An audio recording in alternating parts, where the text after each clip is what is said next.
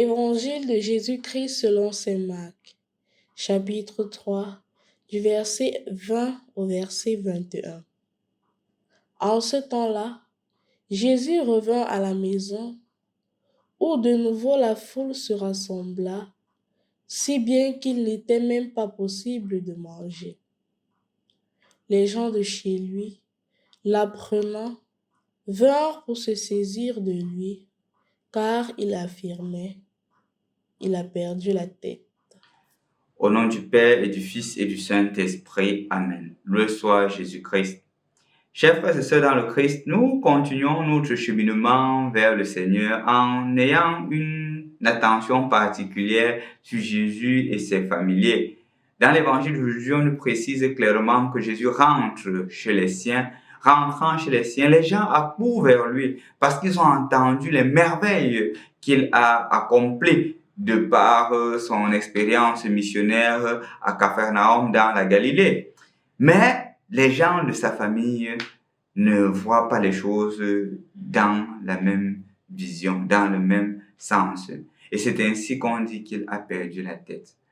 En fait, quand on utilise l'expression « perdu la tête », c'est l'expression française qui, d'une certaine manière, habille le terme propre du mot. En fait, l'expression qui est utilisée ici, c'est que Jésus est devenu fou. Et dans la loi juive, le fou se situait à deux niveaux. Le premier niveau, c'était quelqu'un qui n'allait plus dans le sens de la loi du Seigneur, qui était contraire à la loi du Seigneur. C'est pour cela qu'on l'associait même à l'impie.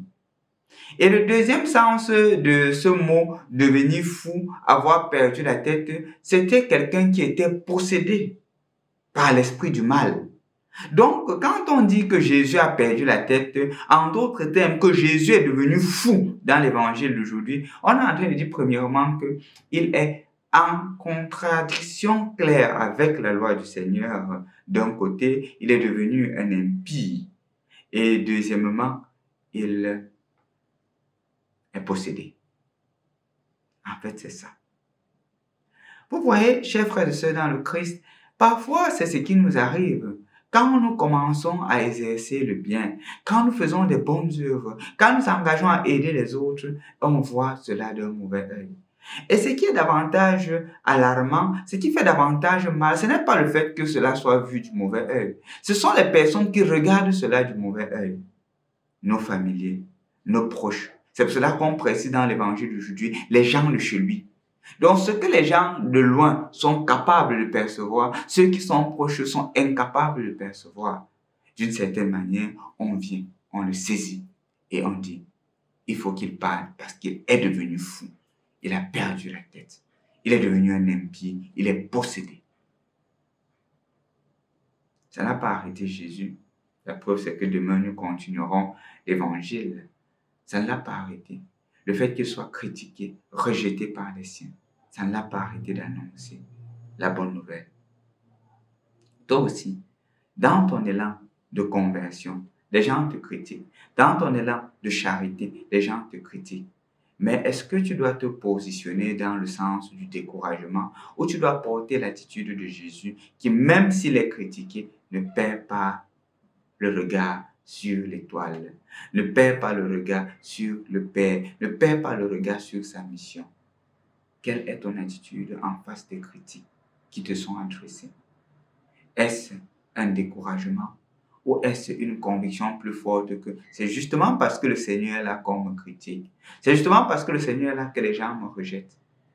Est-ce que tu dois avoir cette attitude? Remarquons aussi une chose, c'est que quand Jésus est critiqué, il ne renie pas sa famille. Il continue le regard fixé sur le Père, mais aussi en s'efforçant, à faire comprendre à ses familiers qu'il est sur le bon chemin. La preuve, c'est que parmi ses disciples, il y avait ses frères. La preuve, c'est que sa maman sera au pied de la croix lorsqu'il va mourir. Comme pour me faire comprendre, comme pour te faire comprendre que la mission continue même si on est critiqué. Toi aussi, sûrement tu es critiqué pour tes bonnes œuvres. Sûrement tu es critiqué parce que tu as donné un bon conseil à quelqu'un. Mais ne te laisse pas.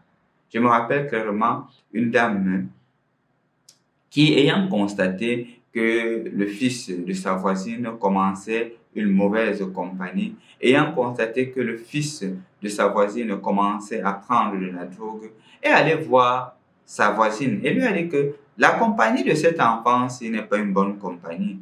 Il est en train de prendre la drogue et donc faire attention. Et à la maman de cet enfant, il dit, vous êtes jaloux de mon enfant, vous n'aimez pas mon enfant, c'est justement votre attitude. Après demain, vous allez le prendre dans la sorcellerie, vous allez le vendre. C'est comme ça que vous voulez me diviser avec mon enfant. Elle est restée calme. Elle a dit, fais attention, fais attention. Elle ne s'est pas découragée. Jusqu'au jour où elle a attrapé l'enfant, elle a appelé sa mère, elle a dit que viens voir ton enfant. Ce n'est pas que je déteste ton enfant, c'est que je voudrais ton bien, je voudrais le bien de cet enfant. C'est ça. Elle pouvait se dire à la première critique, en tout cas, ça me regarde, chacun porte sa croix. Pourquoi je dois faire, on doit passer le temps à m'insulter, on va me dire que c'est moi la faute. Elle ne s'est pas découragée. Jésus aussi ne s'est pas découragé. Toi aussi, ne te décourage pas.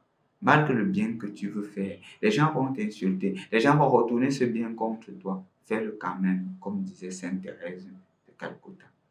Le Seigneur a en tout et pour tout d'être connu et aimé de tous. Demande-lui la force, il t'accompagnera. Il ne nous abandonne jamais. Au nom du Père et du Fils et du Saint-Esprit. Amen.